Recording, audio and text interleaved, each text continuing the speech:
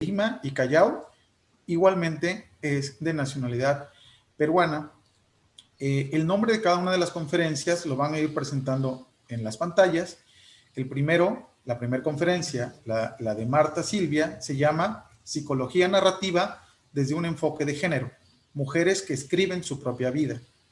La segunda conferencia, a cargo de Nelva Marisa Arauz Reyes, tiene por título La desigualdad vista desde la economía de los ciudadanos, el caso Panamá. La tercera conferencia, a cargo de Enriqueta Delgado Montenegro, tiene por título Política pública como respuesta a reducir las brechas de género en el Perú.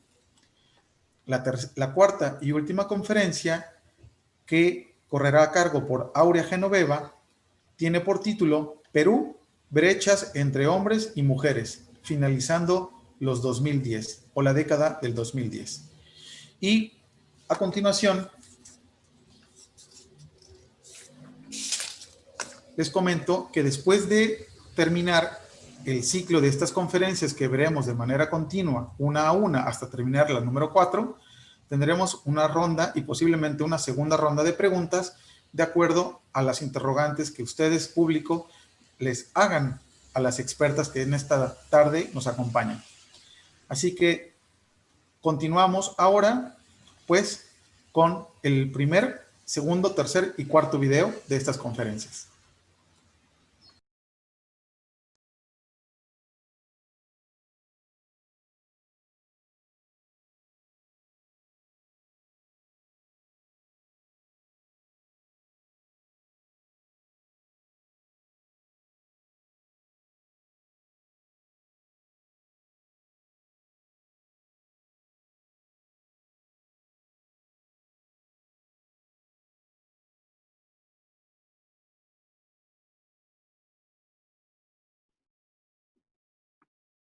Hola, me llamo Marta Sanchí y voy a presentar Psicología Narrativa desde un enfoque de género, mujeres que escriben su propia vida. Mi presentación va a tener 3 partes que aparecen a continuación y es importante resaltar que hay ciertas cuestiones textuales que no voy a poder leer en su totalidad y a veces ni siquiera parcialmente porque son extensas, pero se puede hacer una captura de pantalla o parar la grabación y leerla porque de verdad son textos que merece la pena leer. Empiezo. 1. Bases de la terapia narrativa. En psicología se suele diagnosticar a las personas basándose en el Diagnostic and Statistical Manual of Mental Disorders, DSM, que se encuentra en su 5ª edición y en el cual se listan el total de los trastornos mentales y se especifica la sintomatología que una persona tiene que cumplir para ser diagnosticada. Por ejemplo, el trastorno de la personalidad límite, que es diagnosticado en un 75% de las veces a mujeres. Volveremos a este diagnóstico más adelante. Contraria a esta forma de diagnosticar una dolencia mental, la terapia narrativa se basa en otras creencias que fundamentalmente son las siguientes. Con respecto a la identidad, la terapia narrativa considera que es orgánica, es decir, está en permanente cambio. Es además un constructo social, la identidad.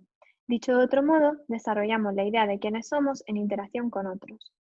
Y lo fundamental es que la identidad de las personas se conforma a partir de sus historias de vida. A la hora de llevar a cabo la terapia, una creencia fundamental en el marco teórico creado por White y Epson es: la persona no es el problema es algo externo a la persona. Tienen en cuenta de manera fundamental la influencia cultural y social del problema. Dicha aproximación terapéutica ha demostrado que la posibilidad de recontar las historias de vida, la capacidad de elegir cuáles son las historias que te conforman, genera en el individuo características resilientes y sanadoras. 2.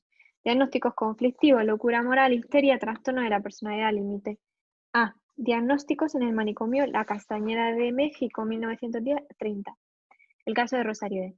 Una mujer llamada Rosario E. estuvo internada en el manicomio de La Castañeda a principios del siglo XX. Su historia es seguida por el libro de Cristina Rivera Garza, La Castañeda, narrativa doliente desde el manicomio general. En su investigación, Rivera Garza habla sobre la posibilidad de expresión que tuvieron algunas internas en ciertos momentos en que se les pedía escribir el testimonio de su vida en las hojas de evaluación que después archivaban los médicos. En este sentido, observamos que muchas de las internas recibían el diagnóstico de locura moral, que fue definida como una forma de monomanía en la cual la gente reconoce la diferencia entre el bien y el mal, pero carece de la fuerza de voluntad para resistirse a los impulsos malévolos. Rosario es una de las pacientes de la institución, como ya hemos dicho. Fue llevada por su hermano en repetidas ocasiones hasta el manicomio para ser internada. Una vez allí, tomó la decisión de sublevarse a través del silencio. Recibió a lo largo de los 60 años de su vida en confinamiento diversos diagnósticos. Empezó con el de locura moral, le siguió melancolía, autismo, psicosis de naturaleza intermitente y finalmente histeria. Ella apenas hablaba y pocas veces se expresó con los médicos. Su comportamiento se mantuvo constante a lo largo de los años y, sin embargo, los dadores de diagnóstico fueron modificando la forma en que la llamaban. B. La problemática del diagnóstico. Trastorno de la personalidad límite. Hoy en día se han eliminado las categorías diagnósticas tanto de locura moral como de histeria. Sin embargo, el manual diagnóstico de DSM-5 recoge algunos otros que podrían seguir considerándose como conflictivos. Uno de ellos es el trastorno de la personalidad límite. Como podemos observar, es un patrón dominante de inestabilidad de las relaciones interpersonales. Es importante para diagnosticar que la persona cumpla 5 o más de los siguientes hechos, que son 9, como podemos observar. ¿Guarda similitudes el diagnóstico de trastorno de la personalidad límite con el de histeria? Entre otras cuestiones, como el hecho de que es diagnosticado en un 75% a mujeres, me parece conflictiva la subjetividad que requiere el determinar si una persona está experimentando, como vemos aquí, inestabilidad afectiva, que se observa en el punto número 6, enfado inapropiado. Hay un enorme complemento de subjetividad a la hora de decidir qué es una inestabilidad afectiva o qué es un enfado inapropiado. Otro aspecto relevante a considerar es si comparten sintomatología el trastorno límite y el trastorno de estrés postraumático. Algunos de los síntomas emocionales que se contemplan en el trastorno de estrés postraumático, que no aparece aquí en el PowerPoint, pero son los siguientes. Creencias o expectativas negativas persistentes y exageradas sobre uno mismo, los demás o el mundo. 2. Estado negativo emocional persistente. 3. Incapacidad persistente de experimentar emociones positivas. 4. Comportamiento irritable y arrebatos de furia. Dicha sintomatología guarda estrecha relación con la llamada inestabilidad afectiva del trastorno de la personalidad límite. En esta inestabilidad afectiva del trastorno de la personalidad límite se engloban cuestiones como el patrón de relación interpersonal inestable e intensa, el enfado inapropiado, la sensación crónica de vacío que aparece en el punto 7. Por lo tanto, sí, ambos están intrínsecamente relacionados. Por lo tanto, es súper importante resaltar el hecho de que hay una gran diferencia entre diagnosticarle a una persona el trastorno de estrés postraumático, que implica un problema situacional y que no se encuentra dentro de la identidad de la persona, y un trastorno de la personalidad límite, que, como el mismo nombre indica, se refiere a la personalidad, lo más intrínseco del ser humano y que acompañará a la persona durante toda su vida. En el momento en que a la persona se le pone el nombre trastorno de personalidad límite, es muy probable que trate de explicar todos sus pensamientos y conductas de su vida tomando dicha etiqueta como faro y guía, a pesar de las muchas cuestiones en común que se sincronizan entre el trastorno de la personalidad límite y el trastorno de estrés postraumático. 3. Mujeres que escriben. El poder de contar la propia historia. Mujeres que escribieron en la Castañeda. El testimonio de otra de las pacientes de la Castañeda, Luz D., es un importante pulso retórico y aparece a continuación. Como se puede observar, ella dice: a los 15 me volví nerviosa, en negrita, me curé de los nervios a los 17, que estuve casi 4 años por pérdidas morales y pérdida física. Luego también habla de muchos problemas con su esposo, en los que se da a entender que la maltrataba física y psicológicamente, trabajos excesivos y penas morales y disgustos espantosos. Y finalmente ella dice: no quita el gran dominio que debo tener dada mi difícil situación y mi manera exagerada de sentir y de ser. Y me viene el desborde de las pasiones y la excitación más completa. Luz, a través de su palabra escrita, logró narrar la historia de su vida y expresar con claridad lo que en términos psicológicos llamaríamos su sintomatología.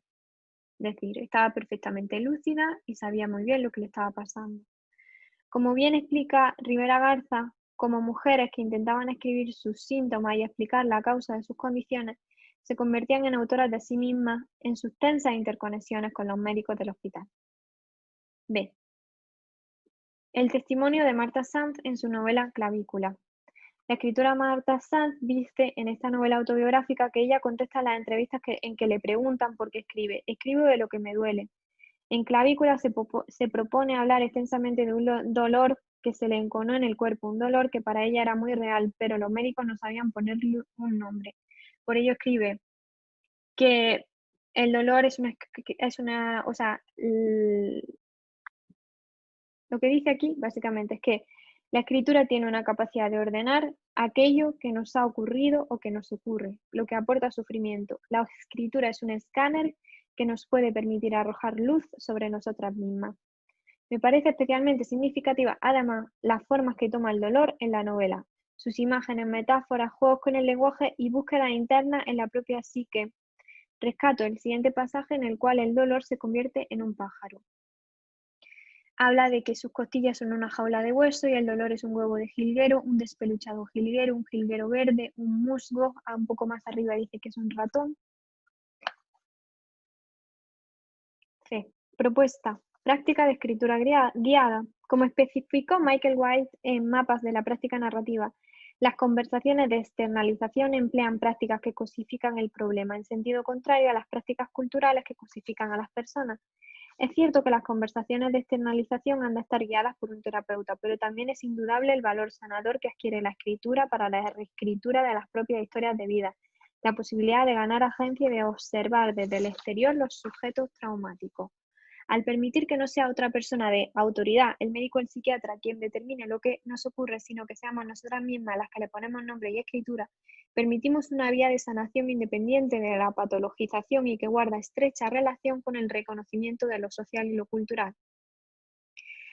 Algunas de las metáforas que propone Michael White para hacerlo serían la metáfora de socavar el problema, la metáfora de apartarse de la idea del problema con una idea de un viaje. Esto se puede ver en Mapas de la práctica narrativa, en su libro, pero en el ejemplo que presentábamos de la escritura de Marta Sanz, ella elige dotar al problema con representaciones poéticas, lo cual tiene que ver con la metáfora de Michael White de salirse del problema, del concepto de voluntad propia, y también con salir de la sombra que proyecta el problema de la idea de luz, pues al poder observar dichas representaciones le aporta luz a algo que según el discurso médico no tiene nombre. Ella consigue visualizarlo perfectamente con el pulso de su escritura. Como bien dice la propia Marta Sanz, las mujeres padecemos enfermedades misteriosas, enfermedades que se colocan en el límite de lo psiquiátrico y lo muscular, a través de lo neurológico, porque somos más sensibles al ruido, a la deformación y nos resistimos a las inercias de nuestra forma de vida. Es por ello que considero esencial escribir sobre nuestras propias dolencias, sufrimientos y problemáticas y, de ser posible, comunicarlo con otras. Muchas gracias.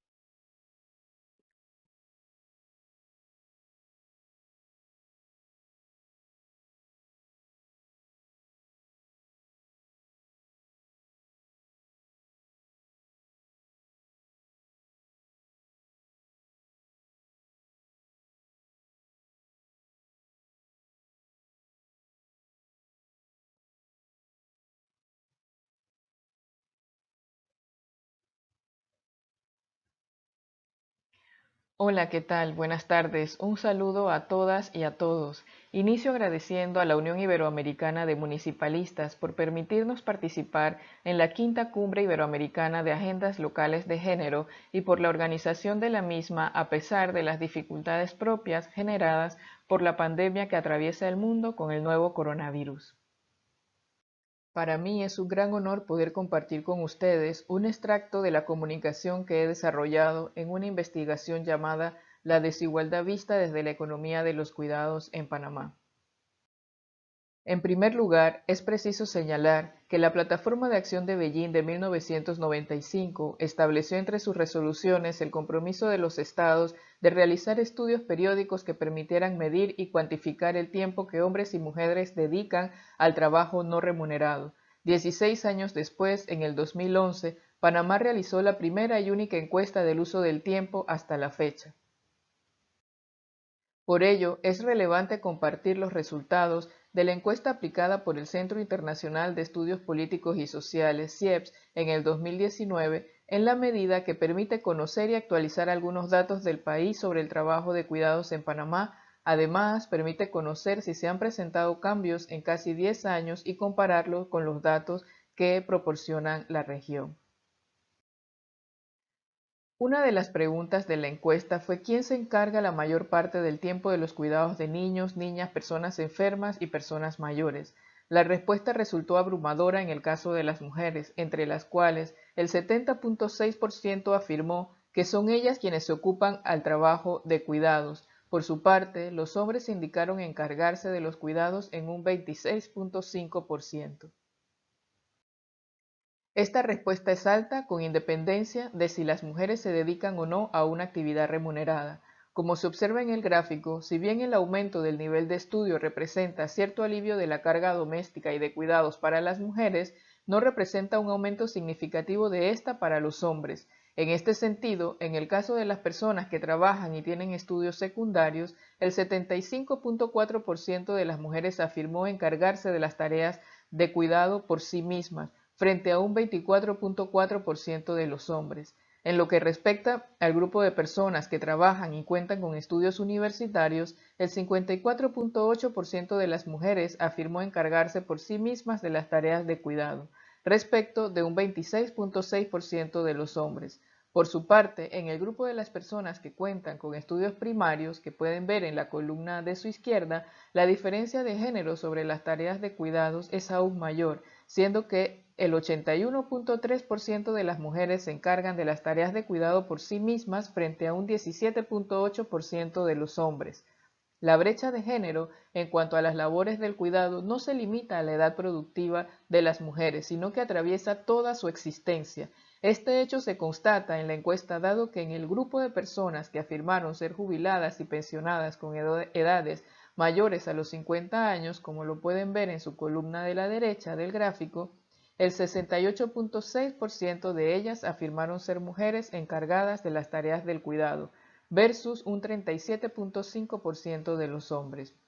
Como se aprecia, la participación de los hombres en las labores de cuidado de otras personas es muy baja, incrementa un poco cuando han dejado su actividad productiva y se han retirado del trabajo remunerado. Sin embargo, aún así, son las mujeres quienes llevan la mayor carga o responsabilidad en cuanto al cuidado se refiere. Se evidencia también que si bien la mujer contemporánea ha irrumpido de una mayor forma en la economía y en el trabajo en los últimos años, el hombre no ha transformado lo suficiente su relación con las mujeres, su corresponsabilidad y su posicionamiento en los espacios domésticos, laborales e institucionales.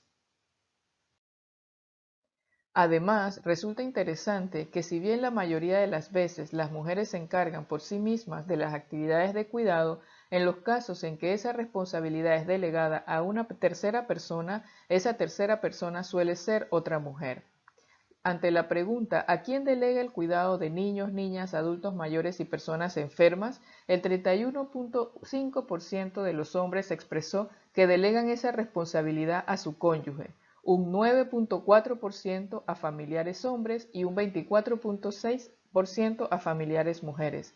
En el caso de las mujeres, manifestaron delegar la responsabilidad de cuidado a su cónyuge en un 3.1%, a otros familiares hombres en un 5.6% y a familiares mujeres en un 15.1%. En términos generales, las mujeres son directa o indirectamente por medio de redes familiares quienes se encargan del trabajo de cuidado de personas dependientes de forma gratuita. Contrastando estos datos con los presentados en la encuesta del uso del tiempo del INEC, se tiene que esta realidad no ha variado mucho. Para el 2011, las mujeres se dedicaban al trabajo doméstico y de cuidados en un 72.1% versus un 37.1% de sus pares hombres, siendo significativamente amplia la diferencia en todas las edades, pero con una desigualdad ligeramente menor en los casos de edades entre 15 y 19 años y de 70 años en adelante, respectivamente.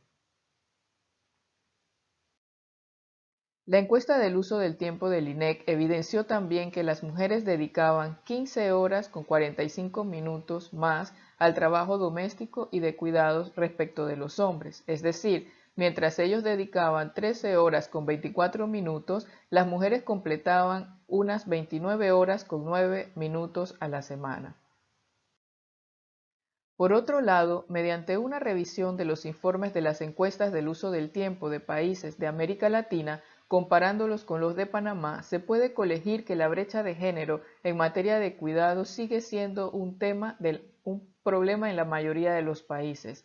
Entre los 3 países en donde hay menos corresponsabilidad en el trabajo de cuidados están Ecuador, Guatemala y El Salvador. A estos les siguen en el mismo orden de mayor a menor desigualdad México, Paraguay, Panamá y Costa Rica. Por su parte, los 3 países en donde la brecha de género es menor en cuanto al trabajo no remunerado son Chile, Uruguay y Argentina, seguidos por Cuba, tal como se muestra en el gráfico.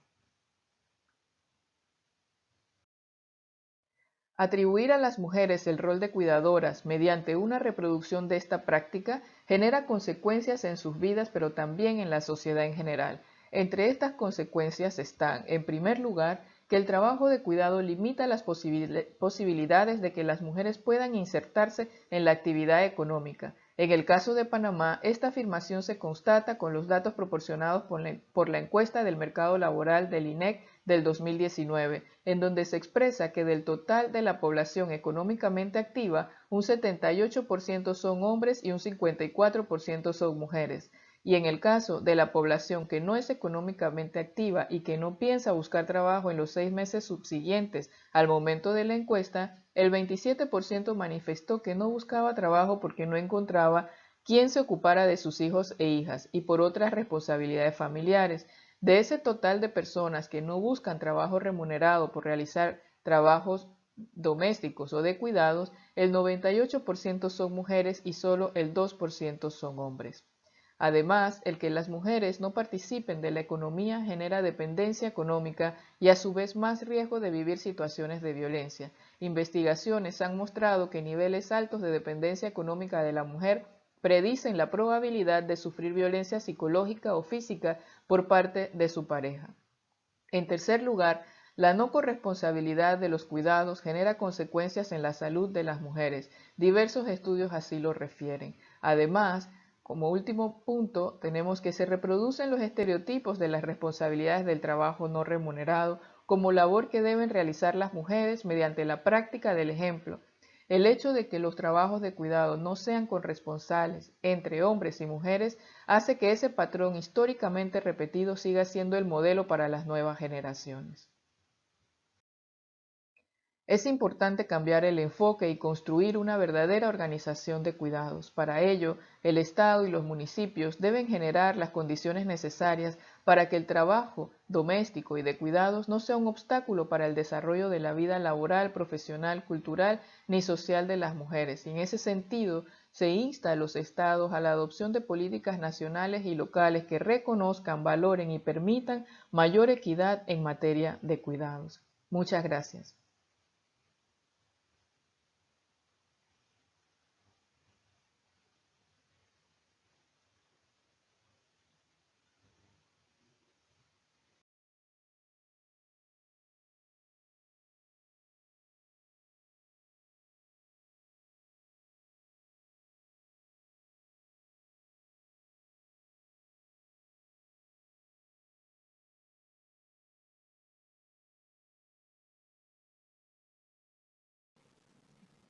Muy buenos días. Mi nombre es Enriqueta Delgado Montenegro, soy del Perú. Constituye para mí gran honor y alegría presentar mi fraterno saludo en este trascendental encuentro celebrando la 5ª Cumbre Iberoamericana de Agendas Locales de Género. Asimismo, expresar mi agradecimiento a distinguidas representantes de la Unión Iberoamericana Municipalistas por darme la oportunidad de intercambiar experiencias sobre derechos humanos de las mujeres, incorporar la igualdad de género en estrecha relación con las políticas públicas de mi país, Perú. En este contexto, considero que las políticas de igualdad de género plantean un desafío en el avance y desarrollo sostenible de nuestros países.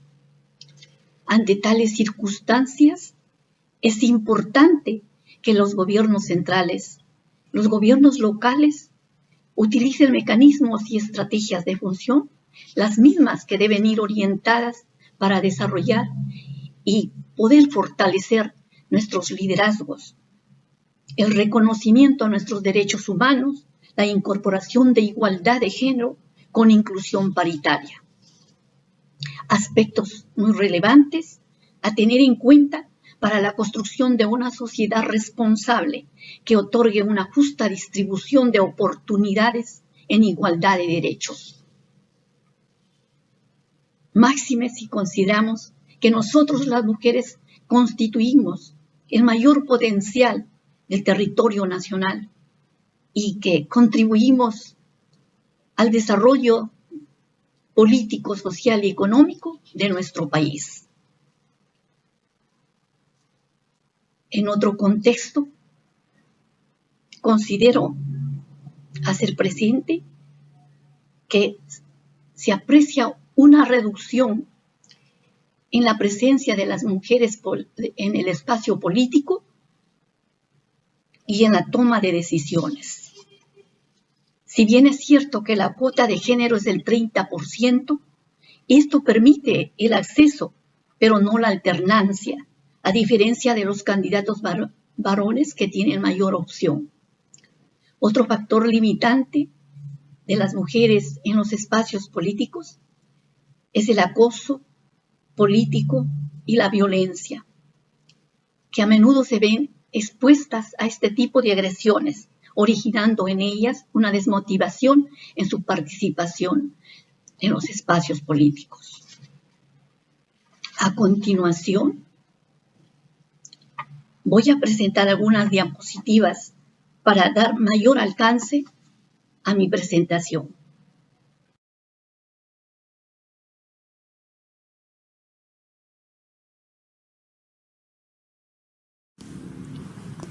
En este primer gráfico sobre brechas de género en la toma de decisiones, podemos observar, según fuente de INEI, que en lo que respecta a los gobiernos locales, la participación de las mujeres mostró un incremento, aunque aún se mantiene baja.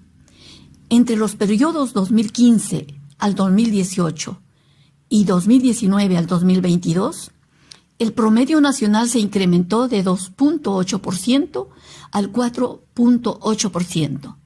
Sin embargo, como evaluación general sobre la base de estos indicadores, se puede afirmar que en el país no existe una masa crítica de mujeres en los cargos más altos del poder local, lo que muestra las dificultades que existen para generar condiciones que favorezcan una mayor participación de las mujeres en el ámbito gubernamental, donde se toman las decisiones y se manejan los recursos locales.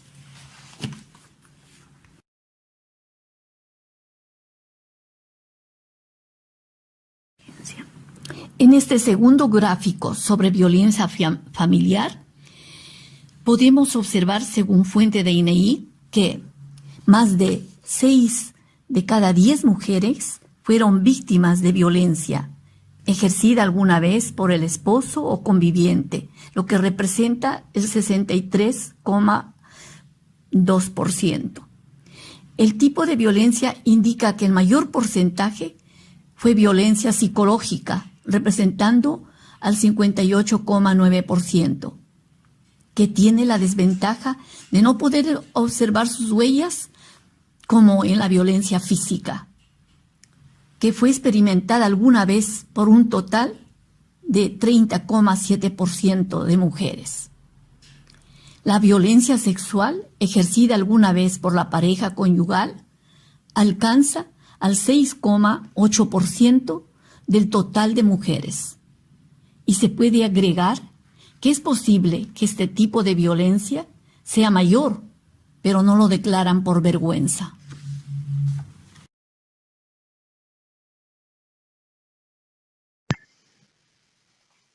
Después de este planteamiento, es imperativo exigir al gobierno nacional y gobiernos locales mayor inversión, redefinir las políticas públicas, reestructurando los presupuestos, los mismos que dan beneficio y servicio a las políticas de género. Porque solo con la igualdad y la paridad visualizamos el poder transformador que tenemos nosotras las mujeres. Aspiramos a un mañana mejor, porque aspirando a la igualdad de género, nosotras las mujeres también aspiramos y empatamos en la igualdad de nuestros deseos.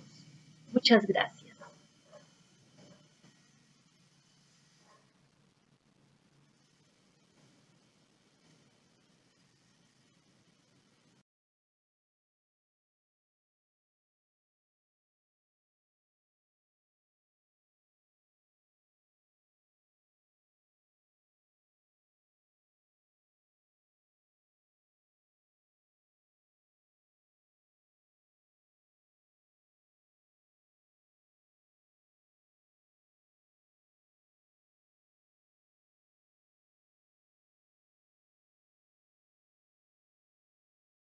Saludos Iberoamérica desde Perú. Soy Aurea López y pertenezco a la Red de Mujeres Autoridades Locales de Lima y Callao, Red Mualic. En los últimos años fui dándome cuenta de la necesidad de contar con información sustentada, concisa y al alcance de la ciudadanía de a pie, la cual ayudara a tomar conciencia de las condiciones de vida material de las mujeres de mi país, de su autonomía, de sus medios sociales más cercanos, a su posición en las altas esferas de poder y que mostrara a su vez las brechas en relación con sus pares varones. La presente herramienta, que data de marzo 2020 y denomino Perú, brechas entre hombres y mujeres finalizando los 2010, espero contribuya a que ciudadanos, ciudadanas, autoridades aprecien a nivel macro en qué aspectos de la vida de las mujeres peruanas podrían intervenir para aportar en el ejercicio de sus derechos humanos y las oportunidades de su desarrollo. La herramienta comprende ítems de las dimensiones mostradas en la pantalla. Me referiré a algunos extractos. Sobre indicadores de autonomía aprobados por la CEPAL. En cuanto a autonomía física. En el Perú se aprecia que cada 3 días una mujer es asesinada por el hecho de ser mujer. Por otro lado, el 13.4% de adolescentes a nivel nacional entre 15 y 19 años es madre. En las zonas rurales, el 23.2% entre esas edades también ya es madre. Esto significa que 10 adolescentes quedan embarazadas cada día. El incremento de niñas madres en esta década se debe a múltiples factores que han afectado su autonomía y planes de vida. Incluso muchas de ellas se han convertido en jefas de hogar y son muy vulnerables para caer o reproducir la pobreza. Otro aspecto de la autonomía física es que el 6.5% de mujeres con parejas no desean procrear, pero no tienen al alcance ningún método de planificación familiar. El 52% de embarazos no es planificado, no obstante, el 40% es el promedio mundial. Además, el 24.6% de mujeres peruanas en edad fértil, de 15 a 49 años, no utilizan ningún método anticonceptivo. La proliferación de embarazos no deseados reduce la autonomía para desarrollar el proyecto de vida de las mujeres. Afecta su educación, su trabajo, sus ingresos y aumenta el riesgo de su salud. En cuanto a autonomía en la toma de decisiones. No obstante la existencia de una cuota de género para congresistas, consejeros regionales y concejales, en los últimos años de la década solo se alcanzó hasta un 25% de representación, como se verá más adelante.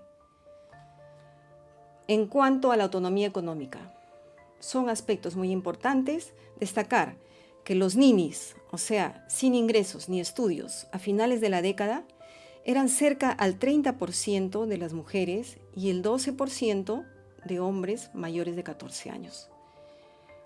Además, las mujeres dedican más de 23 horas semanales al trabajo no remunerado en relación a los varones. En el Perú, de 4 analfabetos, 3 son mujeres y 1 es hombre. Asimismo, 10 de cada 100 mujeres y 5 de cada 100 varones son analfabetos o tienen primaria incompleta. En otros niveles educativos ha reducido la brecha en la década de los 2010, pero las carreras a nivel superior siguen segmentadas por sexo, siendo las relacionadas a ingeniería y ciencias las menos preferidas por las mujeres peruanas. El analfabetismo o bajo nivel educativo y la baja calidad educativa de las mujeres limitan la autonomía física, económica y en la toma de decisiones. No permite salir de la pobreza, de la discriminación, de la exclusión social. La población económicamente activa, dividida entre la población del mismo sexo, resulta en las mujeres el 64% y en los varones el 83%. Esto implica que una gran masa de mujeres aún no acude al mercado de trabajo por abocarse a las actividades domésticas o no remuneradas como el cuidado familiar. Alrededor del 70% de las mujeres con trabajo remunerado lo hacen en microempresas, generalmente informales. A su vez, el 68% lo hace en actividades de comercio y servicios. Son sectores que han sido muy afectados por la crisis de la pandemia. Según la categoría de ocupación, solo el 39% son asalariadas y el 36% independientes o con negocio propio. Esto se traduce en que un 73% de mujeres ocupadas no acceden a ningún tipo de pensión. El desempleo también es elevado. En las jóvenes de 14 a 24 años llega al 13.8%. Debido a trabajos más precarios e informales, el analfabetismo, el bajo nivel educativo, la menor jornada laboral remunerada, el orientar su capacitación a materias menos remuneradas, los ingresos que perciben las mujeres peruanas son un 30% menores a los que reciben sus pares varones. Respecto a la participación de las mujeres en cargos públicos, a nivel de sector alcanza a 35% en los de segundo o tercer nivel, reduciéndose cuando se trata de cargos de primer nivel. A más alto nivel, menor es la participación, lo cual es más evidente en los ministerios de Defensa y del Interior. La participación de las mujeres en los cargos de elección popular ha retrocedido durante la década. No obstante la cuota de género de 30% en el Congreso, la participación de mujeres es de 25% y en los consejos regionales y municipales es de 26% y 31% respectivamente. Solo el 4% son alcaldesas y 0% gobernadoras regionales. La razón es que ellas atraviesan una serie de dificultades relacionadas a la mayor responsabilidad que culturalmente se le asigna al cuidado de su familia, con las consiguientes limitaciones de tiempo, económicas, además de los estereotipos, prejuicios usados para humillarla y desacreditarla, la violencia verbal, el acoso sexual o la minimización de su intelecto, entre otros.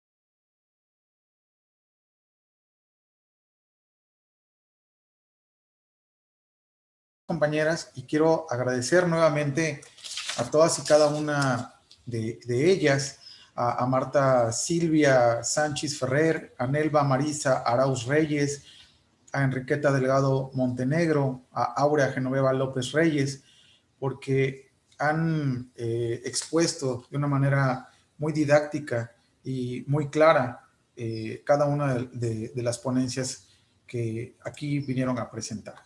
Ahora, dando curso a la siguiente dinámica, que corresponde a la de preguntas y respuestas de todas las personas que han estado muy atentas y atentos a este panel número 5 dentro de la Plaza del Conocimiento, que recordemos lleva por nombre Discriminaciones y Relaciones de Poder, Análisis y Propuestas para Avanzar en Igualdad.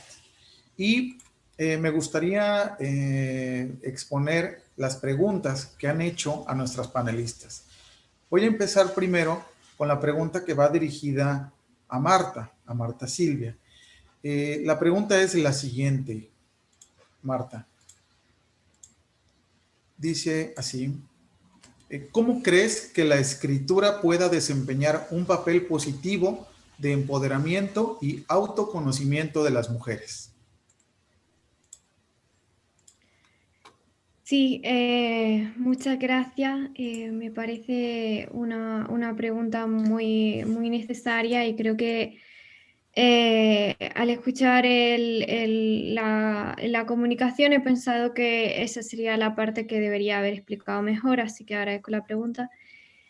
La cuestión se trata sobre todo con que cuando se recibe, lo que más o menos quería explicar es que cuando se recibe un nombre de lo que tú eres, de tu identidad, ya sea porque se te diagnostica en términos clínicos o simplemente porque personas de tu entorno, familiares, te puedan adjudicar adjetivos que te describan y que pueden ser negativos o positivos, pero en el caso de negativo, los que tendrían relación con el trastorno de personalidad límite a los que me refería, pues son, pues eres una histérica, eres una inestable o cosas así, ¿no? Entonces, el problema con eso es que son otros los que te definen, los que definen tu identidad en el día a día, los que eligen las palabras para nombrarte. Y finalmente eso afecta independientemente de cómo una sea, pues porque somos afectados por los demás. Y la parte muy potente y terapéutica y positiva que tiene la escritura es que tanto si se hace en privado, como si se intenta compartir de alguna manera, es que tú puedes decidir las palabras con las que te nombras y las vivencias que han formado parte de tu vida. Entonces sucede que eso es lo que dice la terapia narrativa de Michael White, que al poder recontar las historias de tu vida o recontarte a ti misma, hay un proceso de sanación muy grande, hay una agencia, hay una ganancia de agencia, ya que tanto si es algo en privado como si se puede compartir, resulta súper relevante que esa producción activa la hagas tú y no la esté haciendo otra persona.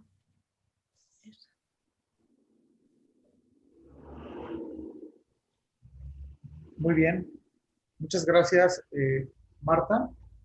Creo que es abundante. Y bueno, en el caso de estar, interesados en seguir leyendo sobre esto, solo decir que leer a Michael White, que es, y su libro Mapas de la Terapia Narrativa, que ponía pero salió muy rápido, pues se puede seguir por ahí con eso, para poder aplicarlo en práctico en talleres y comunicaciones, etc. Gracias. Excelente, Marta. Muchísimas gracias por esta abundante respuesta. Tenemos ya también la siguiente pregunta. La siguiente pregunta es para Nelva. Aquí va la pregunta, Nelva. La pandemia ha puesto en evidencia aún más la desigualdad desde la economía del cuidado y la ausencia de la corresponsabilidad. Desde el gobierno de Panamá se han buscado iniciativas para disminuir esta brecha y si fuera positiva la respuesta, ¿cuáles son estas? Te escuchamos, Nelva. Gracias, Héctor. Bueno, de lo que tenemos conocimiento, y casualmente en CIEPS hemos estado realizando una investigación para conocer cuál ha sido la respuesta de los países de Panamá y de la región en materia de género ante el COVID.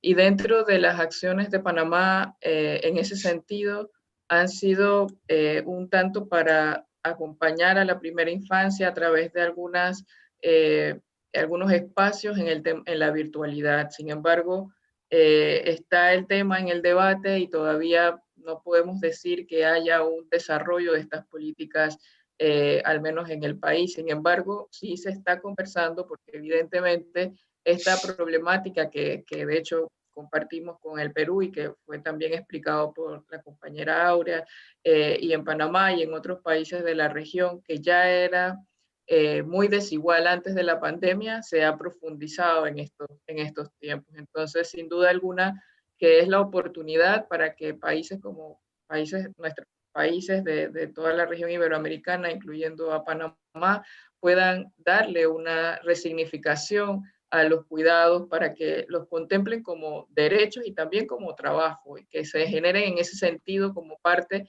de los servicios esenciales que tanto los estados a nivel central como municipal puedan desarrollar a través de políticas públicas internas, y que realmente se permita que el cuidado sea entendido precisamente como un servicio esencial que genere la protección, o sea, que genere el cuidado, pero también que aliviane las cargas, y que haya una corresponsabilidad, no solo entre hombres y mujeres en relaciones de pareja, sino también en que incluya al Estado y a los gobiernos locales como parte de esos grandes beneficiarios también de todo el trabajo que realizan las mujeres en materia de cuidado y trabajo doméstico no remunerado. Perfecto. Muchas gracias, Nelva. Tenemos ahora también la siguiente pregunta que nos hacen las participantes de esta cumbre, que están atentos a nuestro panel. Va para Enriqueta Delgado Montenegro, y la pregunta dice así: ¿cómo se ha dado el punto de intersección y promoción de diálogo entre la sociedad civil y los gobiernos locales para generar políticas de reducción de las brechas de género en Perú? Te escuchamos, Enriqueta. Si puedes poner el audio, porque está apagado el micrófono. Bien. Muchas gracias por trasladarme la pregunta.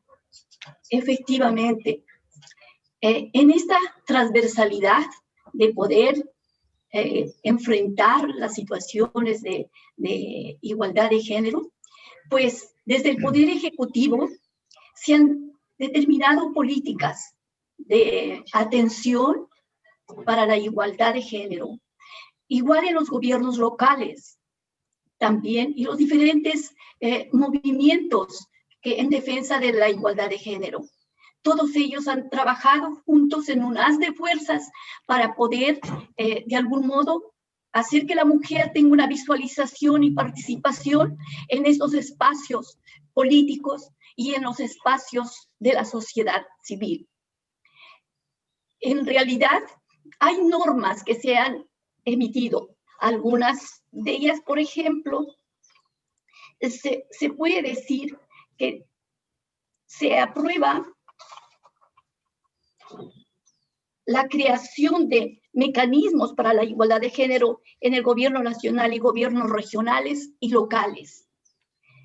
Con el Decreto Supremo 2017, pero sin embargo, muchas veces quedan escritos en letra muerta, porque mayormente se va relegando esas oportunidades, esos derechos que está la mujer. Ahora recién, por ejemplo, se ha aprobado una ley en el Congreso sobre la cuota de participación política de las mujeres y la alternancia. Bueno, es recién, pero en muchas oportunidades la mujer no tenía mayor opción, a diferencia del varón, que tenía mayores posibilidades en la alternancia, y es por eso que a veces nuestras mujeres o nosotras mujeres porque yo también estoy inmersa dentro de la política, nos hemos visto un poco desmotivadas por esta situación que nos han relegado, y nosotros hacemos votos que de aquí para adelante estas leyes que se han dado actualmente en junio pueda de algún modo evidenciarse para mayor beneficio y para mayor evidencia en su participación de las mujeres en estos espacios políticos y sociales. La contribución de la mujer es muy grande en nuestros territorios nacionales. La mujer contribuye no solo al desarrollo económico, social, sino también contribuye en el desarrollo de la familia, del hogar como ente motor.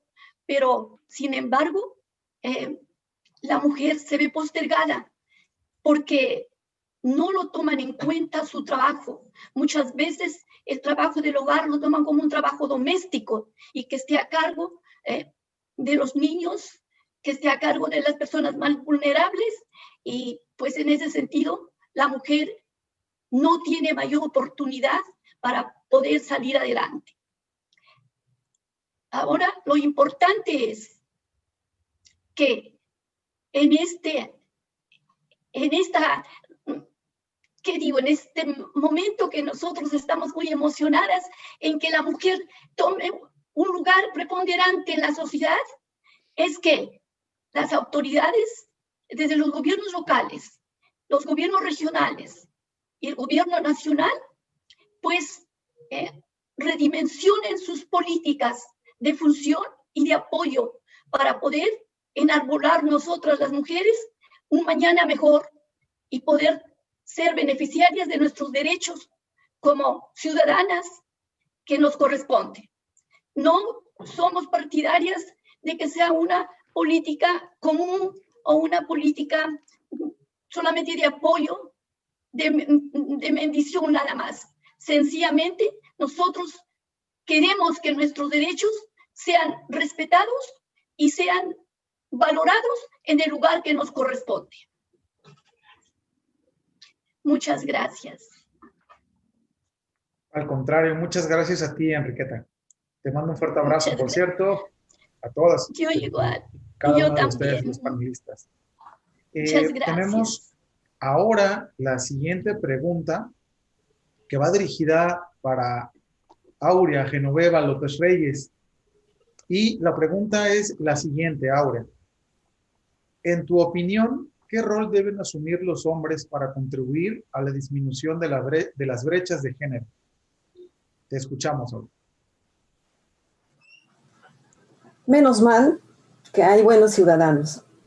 Menos mal que hay hombres que comprenden la situación por la que atraviesan las mujeres, que son conscientes de las brechas. Tenemos movimientos, sobre todo que parten de la sociedad civil, que están ayudando a todo lo que implica el reforzamiento o la conquista de mayores derechos por las mujeres. Esto se ha visto, por ejemplo, en la aprobación de la cuota de género. Lamentablemente, son sociedad civil y en gran medida también el Poder Ejecutivo.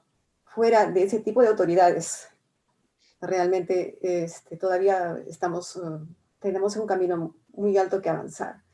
Pero sí hay una tendencia, bueno, debo reconocer, bastante influida por las redes sociales y por lo que está ocurriendo en otros países de mayor avance en igualdad, que está apoyando nuestros movimientos, está apoyando nuestras reivindicaciones y que son conscientes que las mujeres debemos lograr mayor autonomía física, mayor autonomía económica, mayor autonomía en la toma de decisiones. La gente de avanzada en el mundo, ¿no? El Foro, por ejemplo, Económico Mundial, la gente de Davos, ellos, por ejemplo, están para decir que no es una cuestión ideológica, ni cuestión de izquierdas o de derechas, ¿no? Ellos están dándonos la pauta. ¿En qué sentido? En que una mayor igualdad entre hombres y mujeres va a implicar no solamente un mayor bienestar para las mujeres, también para toda la sociedad en su conjunto, porque es un capital humano desperdiciado. Ojalá todos seamos conscientes de eso para poder apoyar esta igualdad y este mayor desarrollo que se espera con la igualdad. En realidad, en el último fórum ha habido un retroceso en cuanto al cálculo sobre los años que necesitaríamos para reducir la brecha económica. Ahora se calcula en 257 años. Bueno, la brecha en lo que es empoderamiento político, 95. Pero sin embargo se ha avanzado mucho en salud y en educación, donde los años se han reducido a 12. Esto hace un promedio más o menos de 100 años. Entonces tenemos mucho trabajo que hacer, ¿no? Y esta es una cuestión que no solamente compete, como digo, a autoridades o sector público o instituciones privadas, sino a cada ciudadano, desde la relación con su pareja, desde la relación en la familia, en las diferentes instituciones, en su comunidad. Gracias. Muy bien, muchas gracias, Aurea. Igualmente te mando un fuerte abrazo hasta Perú y vamos a continuar también con las intervenciones que han dado todos los participantes en este foro. Recordamos que estamos dentro de la 5ª cumbre ahora virtual de agendas locales de género que organiza la Unión Iberoamericana de Municipalistas y muchas otras instituciones de excelente nivel. Y la pregunta que han mandado la quiero poner en esta ocasión sobre la mesa virtual en este panel para cualquiera de ustedes que quiera responderla o si quieren responderla entre 2 o 3 personas sin ningún problema, así lo hacemos. La pregunta es la siguiente. ¿Cuál sería el principal reto que consideran a vencer respecto a la prevención del embarazo en la niñez y adolescentes desde los municipios en América Latina? Y si existe en sus países buenas prácticas en el ámbito municipal sobre este tema. Así que es muy interesante la pregunta. Si quieren la vuelvo a leer. ¿Cuál sería el principal reto que consideran a vencer respecto a la prevención del embarazo en la niñez y adolescentes desde los municipios de América Latina? Y si existen en sus países buenas prácticas en el ámbito municipal en este tema.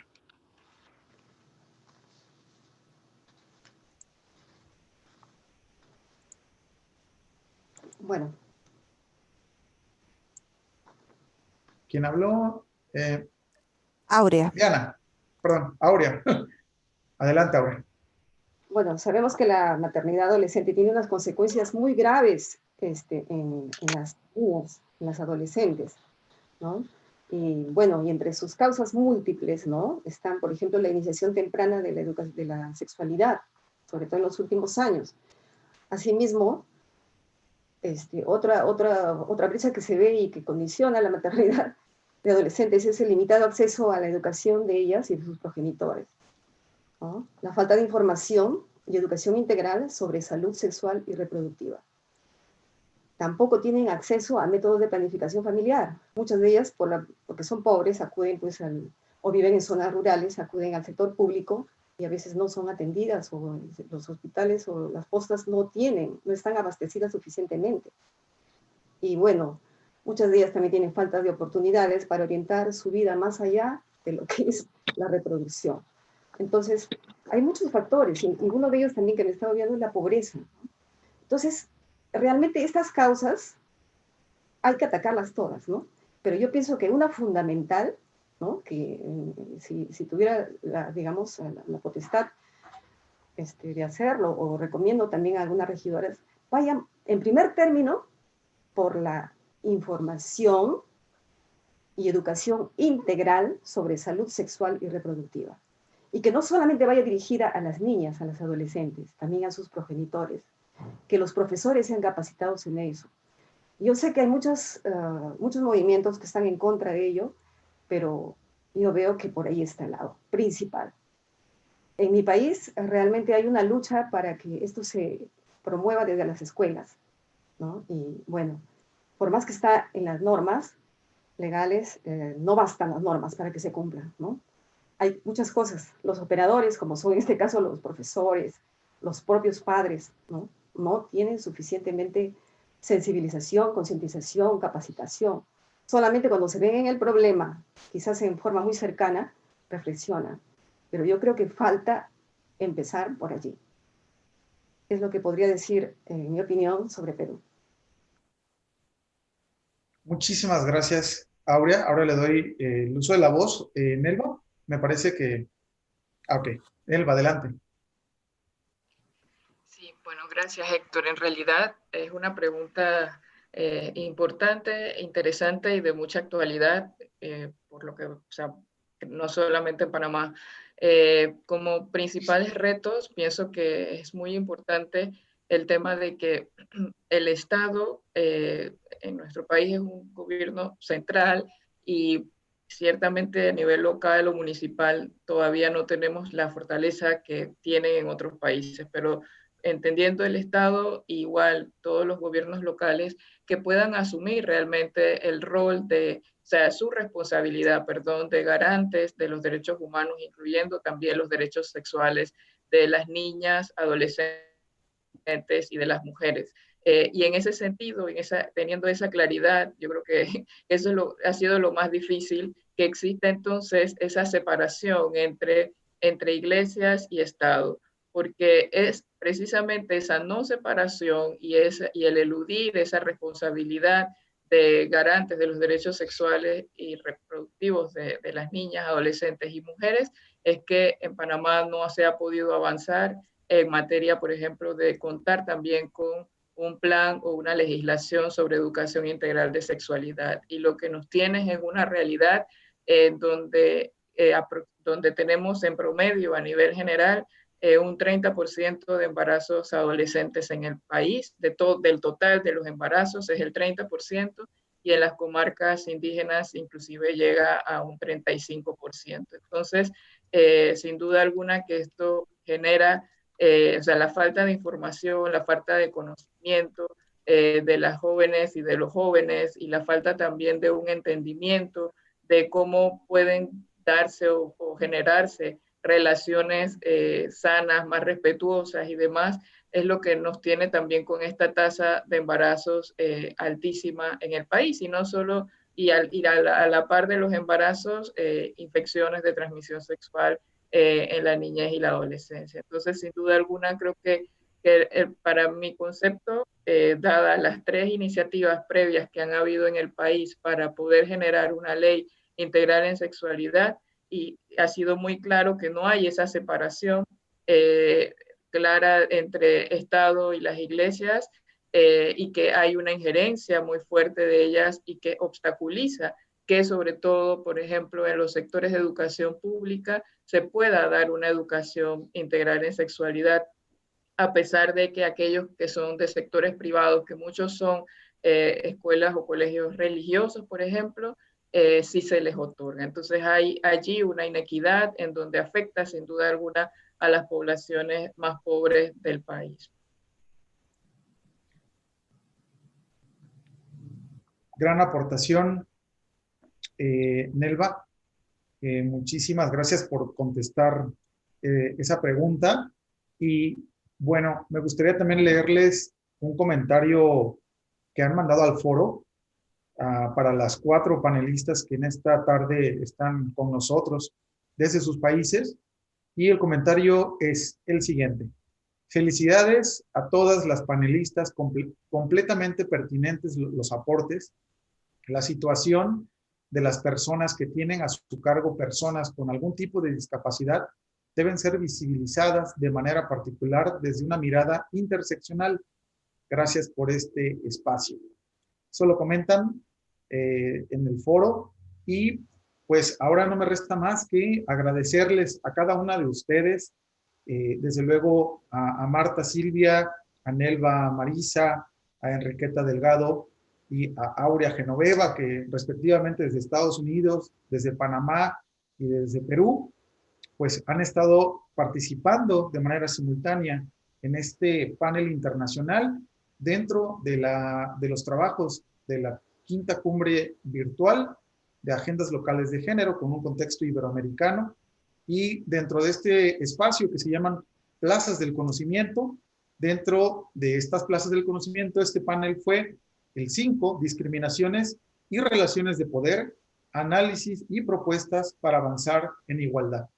Así que A todo el equipo de la Unión Iberoamericana de Municipalistas, a todos los que nos están viendo en este momento, les agradecemos muchísimo su atención y pues recordarles que seguimos con los trabajos de esta quinta cumbre. No me resta más que nuevamente agradecerles. Les mando un saludo fraterno desde México, desde el estado de Veracruz, su capital Jalapa, y con todo gusto vamos a seguir atentos al resto de los trabajos.